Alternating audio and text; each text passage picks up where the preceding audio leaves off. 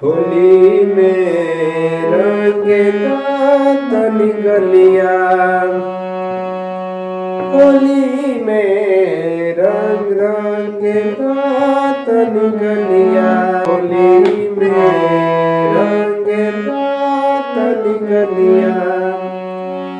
साली हो सुनार को बुझना जीजा के हलिया, साली हो सुनार को बुझना तन जीजा के हलिया।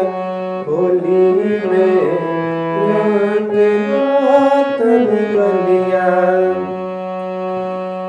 रंग हरंगून के ले अनी चुन के अपना साली में डालम बहुत सुकून से।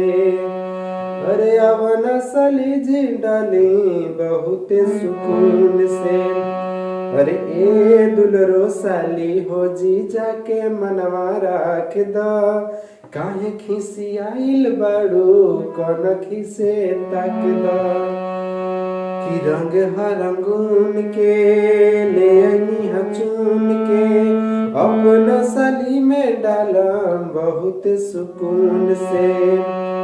रंग हरियर का